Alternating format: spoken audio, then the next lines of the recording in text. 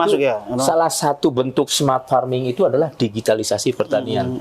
Ya, anak milenial kita itu mainnya itu IoT mereka mainnya, Android mereka ya. Contoh tukang Sandi yang di Cianjur. Nah, dia itu pertaniannya mulai dari hulu sampai hilir menggunakan Android dia. Dia kemana-mana bawa Android ya. Dia ngecek misalkan ada laporan dari anak buahnya ya, itu katanya kena serangan hama penyakit. Nah, kemudian dia langsung perintahkan coba di drone. Di drone-nya udah langsung dia buka, gitu loh. Jadi fotonya itu langsung dilihat di Android. Oh, ini nih ternyata di blok ini dengan posisi sumbu koordinat ya, geografisnya sekian ketahuan. Oh, di titik ini dia kena serangan hama penyakit, gitu kan. Ada busuk buah dan sebagainya. Dia langsung memberikan instruksi ke anak buahnya. Udah semprot pakai menggunakan misalkan bakterisida ini. Langsung disemprot pakai drone juga. Coba kalau nggak ada digital itu udah gagal panen dia. Gagal panen. Udah malas lagi berusaha jadi. Ini dengan teratasi ya. Padahal dia waktu itu posisi ada di Malang bareng dengan saya, kebunnya di Cianjur. Itulah contoh daripada contohnya smart farming itu ya seperti itu.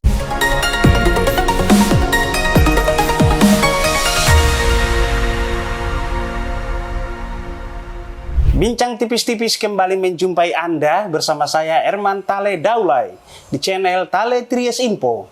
Di channel ini beragam isu terkini yang menjadi perhatian publik dan narasumber yang kita hadirkan untuk membahas isu tersebut akan kita iris-iris menjadi tipis-tipis. Dalam waktu dekat, kelompok kontak tani nelayan andalan nasional akan menggelar hajat pekan nasional di Padang, Sumatera Barat.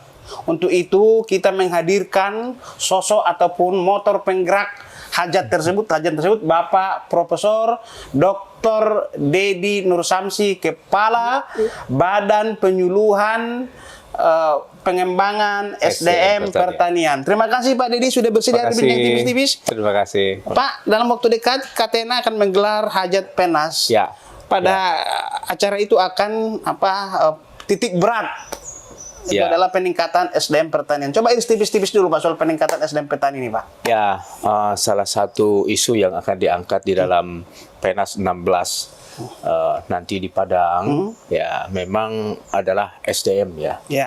Nah, oleh karena itu di dalam satu ya peserta ini peserta untuk Penas kali ini memang sekarang banyak anak-anak muda yang tampil. Oh, untuk ini ya, bisa jadi senior-senior ya Pak ya? Biasanya senior-senior.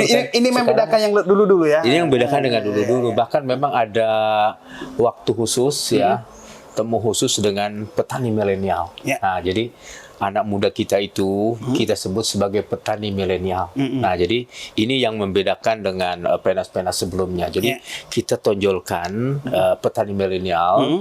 Nah, di saat yang sama ya kita angkat juga yang disebut sebagai smart farming, ya, pertanian smart, pertanian cerdas, pertanian yang dilakukan oleh orang-orang cerdas, pertanian yang dilakukan dengan cara-cara yang cerdas. Nah, milenial dengan smart farming ini ibarat satu keping mata uang yang tidak bisa dipisah satu sama lain. Kenapa? Karena memang smart farming itu akan mudah diimplementasikan hanya orang-orang cerdas. Siapa dia? Ya petani milenial itu. Kalau petani yang sudah tua atau petani kolonial itu tidak mudah itu mengimplementasikan smart farming. Pak, memang saya tertarik ini menarik ke belakang.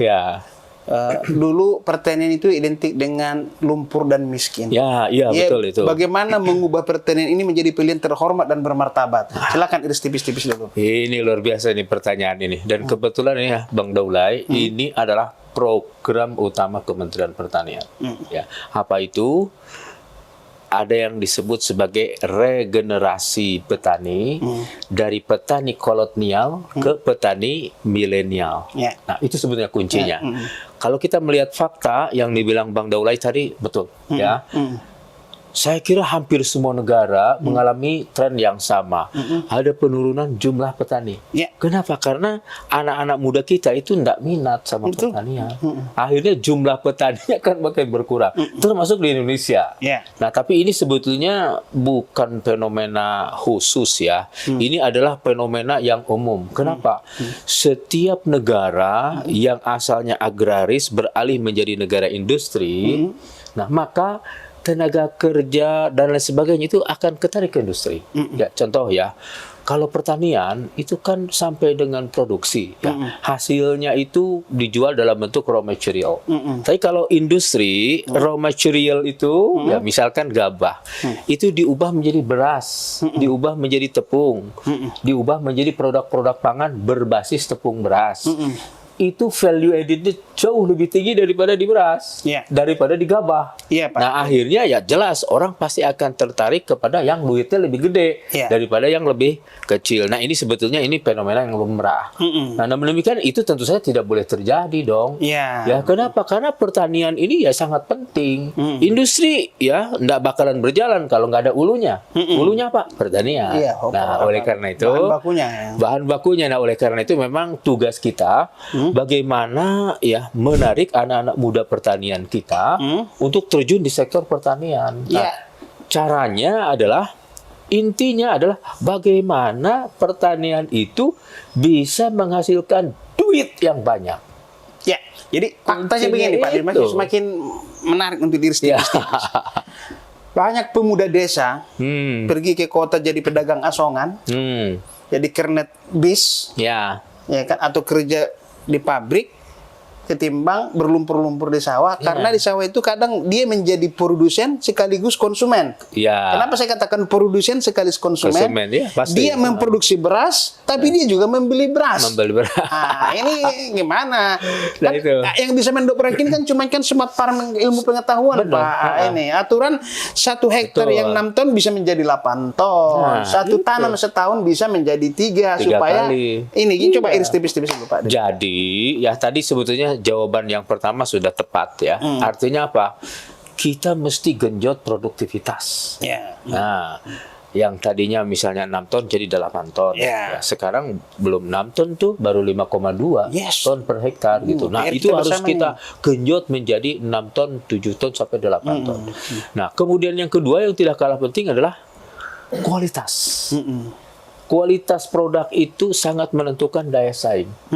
Ya. Meskipun produksinya banyak, kalau tidak bermutu, kalau tidak berkualitas, orang malas beli.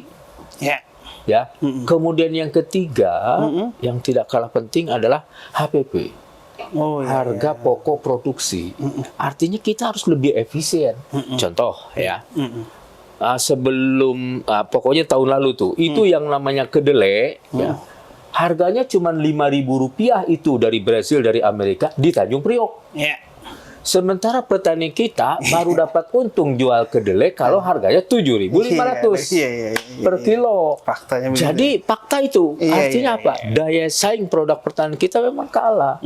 Kenapa? Karena nggak efisien. Ya betul. Nah, oleh karena itu efisiensi faktor produksi ini harus kita genjot. Nah, 3 hal tadi, produktivitas, kualitas, dan efisiensi, ini memang harus kita lakukan bersamaan agar daya saing kita meningkat. Nah, di saat yang sama sebetulnya itu yang akan menghadirkan duit yang banyak. Kalau produktivitasnya biasa-biasa saja, ya kayak kedelai lah. Amerika 4 ton per hektar, Brasil 3,8 ton per hektar. Nah, kita cuma 1 ton per hektar. Bagaimana kita bisa bersaing dengan yang seperti itu? Iya kan? Jadi kata kuncinya tadi 3 hal itu. Kalau 3 hal itu bisa kita capai, maka itu duit akan datang dengan sendirinya. Begitu. Nah, sekarang tantangan kita, tantangan Kementerian Pertanian adalah bagaimana caranya kita menghasilkan petani-petani yang mampu mendongkrak produktivitas, mampu meningkatkan kualitas, mampu menekan ongkos produksi. Makanya harus masuk ilmu pengetahuan. Nah, makanya harus dengan ilmu pengetahuan. Transfer ilmu pengetahuannya dulu. Sekarang Bapak iris tipis-tipis soal transfer ilmu pengetahuan dari petani awam ini semakin ada sekolah lapang atau seperti apa lah. Itu yang kita lakukan. Penyuluh yang handal bisa mentransfer ilmunya, Pak. Ya, Jadi ilmunya itulah yang disebut sebagai smart farming. Ditransfer. Kemudian kita coba transfer kepada para petani milenial. Kita transfer juga kepada para penyuluh. Kita transfer juga kepada para praktisi pertanian. Nah, kalau kepada penyuluh, tentu saja nanti dengan harapan, kan yang paling dekat dengan petani kan penyuluh. Sehari-hari yang gaul dengan petani kan penyuluh. Kita jauh dari Jakarta. Nah, makanya penyuluhnya dulu nih kita tingkatkan kapabilitas. Nah, gitu loh. Iya. Jadi, kemampuan penyuluh, pengalaman penyuluh itu harus kita tingkatkan. Bagaimana caranya? Jadi, apa itu smart farming? Iya. Ya. Bagaimana cara mengimplementasikannya? Nah, bagaimana dia bisa mendongkrak produktivitas, bisa meningkatkan kualitas, bisa menekan ongkos produksi sampai ya di ujung ya, sampai di pemasaran. Jadi pertanian itu kan sebenarnya dari hulu sampai hilir ya.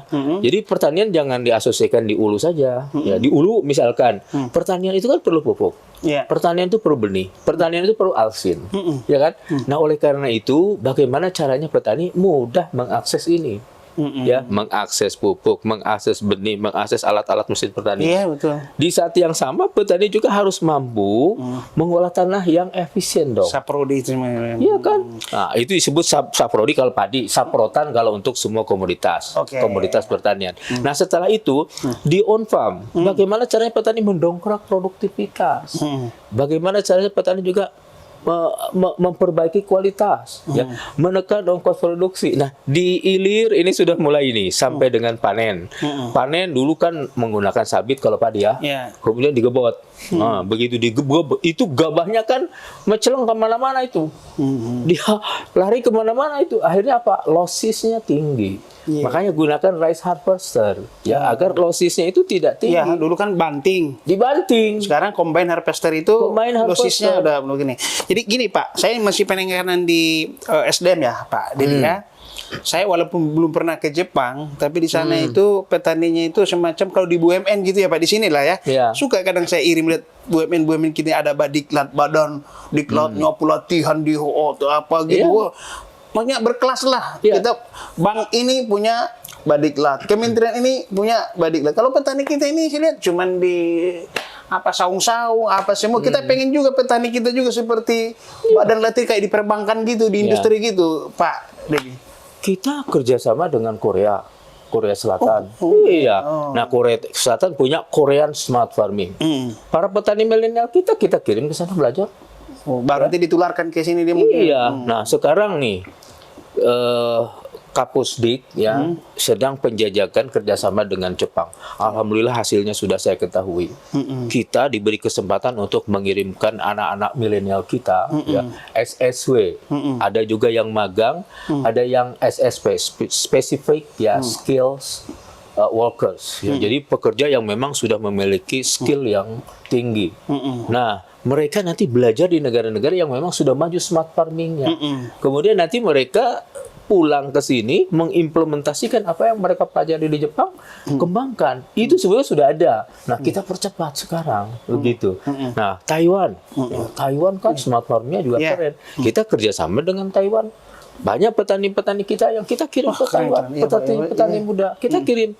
Ya, bahkan sekarang sudah ada namanya IKMATA ya, Ikatan Magang Taiwan. Jadi mereka di sana betul-betul belajar memang apa yang namanya smart farming dari hulu sampai dengan hilir sampai dengan pemasaran. Pulang mereka nanti mengimplementasikannya di daerahnya masing-masing begitu. Nah, itu tadi tujuannya untuk menggenjot produktivitas, memperbaiki kualitas dan menekan ongkos produksi. Itu yang kita lakukan juga gitu loh. Kemudian sebetulnya itu hanya bagian dari strategi kita. Ya, ada bagian-bagian lain itu lebih banyak. Kita melalui pendidikan. Nah, tadi salah satunya itu. Kita juga melalui pelatihan. Nah, pelatihan-pelatihan itu sudah banyak itu kita lakukan, pelatihan smart farming, pelatihan bagaimana mengakses kredit usaha rakyat, ya, kemudian pelatihan-pelatihan mengenai literasi keuangan, bagaimana mengelola modal sehingga dia bisa mengembalikan kredit dan mendapatkan duit yang banyak. Pelatihan-pelatihan itu terus kita genjot. Bahkan jangan lupa loh, Kementan sejak 2020 itu sudah melatih lebih dari 13 juta orang. Lebih dari setengahnya itu petani milenial itu. Jangan coba-coba. Kali berapa orang sekitar dia udah ini. Kemudian dia sendiri melakukan resonansi di sekitarnya. Berapa kali lipat itu. Itu yang sudah sedang dan akan terus kita lakukan melalui pelatihan-pelatihan. Kemudian juga melalui penyuluhan. Nah, setelah penyuluhnya kita genjot ya agar mereka menguasai smart farming, ya mereka juga kita dorong agar ayo dampingi dong petani, ayo genjot produktivitas gitu loh. Di saat yang sama nih program-program Kementan itu kan ada dari Direktorat Jenderal Tanaman Pangan, Direktorat Jenderal Hortikultura, Peternakan, ada juga perkebunan, ada dari PSP. Nah, mereka kan banyak paket-paket ya, misalkan kalau tanaman pangan itu kan ada paket benih ya. Ada benih Inpari 41, 42, 43 yang produktivitasnya memang tinggi. Tapi itu memang harus digarap dengan benar. Pemupukannya harus berimbang. Pengendalian OPT-nya juga harus bagus. Baru nanti produktivitasnya bagus. Nah, betul itu Pak Dedi. Di Demplot bisa 12 ton per hektar. Begitu dibawa ke umum kembali ke 5, sekian lagi. Ini tantangan buat kita juga ya kan. Tantangan artinya apa? Yang di Demplot itu tidak dilaksanakan sepenuhnya. Iya, coba ilang seperti padahal Demplot itu tujuannya menularkan ke umum kan? Betul. Ini tantangan kan itu tantangan kita. Iya, menarik. Pak, bagaimana lagi, caranya Pak, bisa seperti di ini menarik nih Pak Dedi ini. Pak, kita menjual singkong berlumpur sama singkong kita buat kemasan plastik bisa ke mall-mall gitu. Padahal barangnya sama loh kalau digoreng kan. Tapi harganya beda. Itu butuh SDM nilai tambah kemasan. Nah, ini gimana Pak Didi ini? Itu sebetulnya salah satu sasaran kita. Ya, bagaimana kita tuh merubah mindset kepada para petani. Ya, petani singkong jangan jual singkong dong. Petani singkong jual keripik ya, olahan kayak ya, Pak. Atau mungkin peyem ya dengan kemasan yang bagus. Value added itu jauh lebih tinggi. Supaya nggak konsumen lagi nanti kan ya. Nah, ini yang paling gede ya bedanya adalah kopi. Iya Pak, jangan jual jemuran-jemuran satu karung jual begitu ya. Olah dong, iya kan Pak? Olah dong. Itu kan kopi ya, misalnya baru panen, cuma 20-25 ribu per kilo. Coba kasih gambaran dulu Pak. Nah, iya kan? Begitu saya olah. Nah, begitu dikeringkan saja, belum diolah nih, baru dikeringkan, itu sudah 90.000 sampai 100.000 per kilo. Beda 70.000 loh Pak. Itu dia. Nah, setelah dikeringkan, kemudian diolah, ya, kemudian ditumbuk, ya. Jadi kopi. Nah, ke mall-mall udah ke kafe-kafe. Oh, ke mall-mall kafe itu yang 100 gram ya, kemasan yang 100 gram berarti kan 1 on. Itu kan harganya udah sampai 20.000 sampai 30.000. Berarti kan itu 300.000 kan per kilonya. Daripada kita kadang Pak itu saya sedih juga. Dia jual putus dari pohon-pohon itu kasihan. Harganya kecil. Apalagi kalau sudah barista. Coba ya. Ini saya sering itu minum kopi di pinggir-pinggir jalan. Ya, nih segelas begini, ya. Yang ngasihnya mak-mak ya cuma pakai kutang. Harganya berapa? Rp3.000 satu ini. Tapi saya pernah minum di China, ya di Beijing, kemudian di Taiwan di hotel berbintang. Kopinya sama, gelasnya segede itu sama. Tapi harganya tahu nggak? Begitu dirupiahkan, kaget kita semua. 3 juta. Pergi nih cowok. Sedihnya petani kita itu. Padahal petani cuma jual 20.000 per kilo. Ini kalau di kilo kan itu 3 juta per kilo. Bayangkan. Ini utang sejarah Bapak nanti ini. Ini kan sangat beda.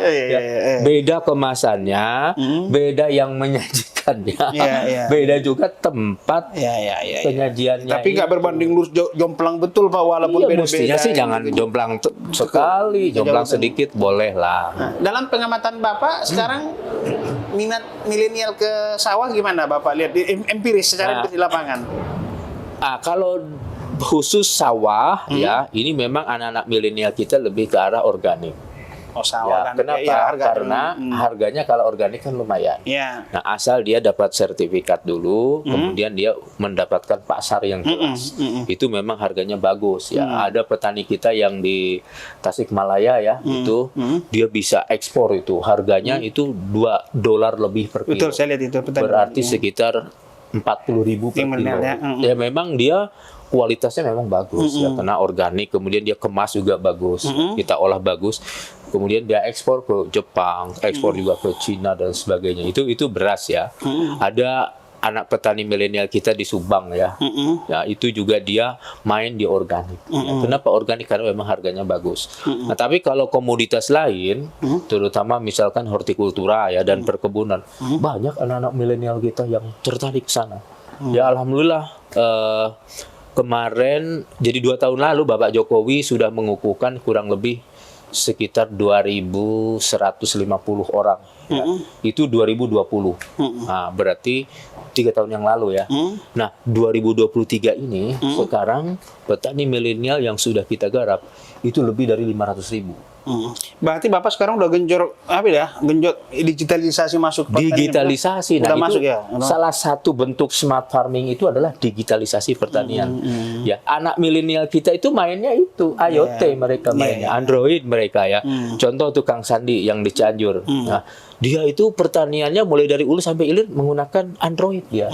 Dia kemana-mana bawa Android ya. Dia ngecek misalkan ada laporan dari anak buahnya ya, itu katanya kena serangan hama penyakit. Nah, kemudian dia langsung perintahkan coba di drone. Di drone-nya udah langsung dia buka. Gitu loh. Jadi fotonya itu langsung dilihat di Android. Oh, ini nih ternyata di blok ini dengan posisi sumbu koordinat ya. Geografisnya sekian ketahuan. Oh, di titik ini dia kena serangan hama penyakit. Gitu kan. Ada busuk buah dan sebagainya.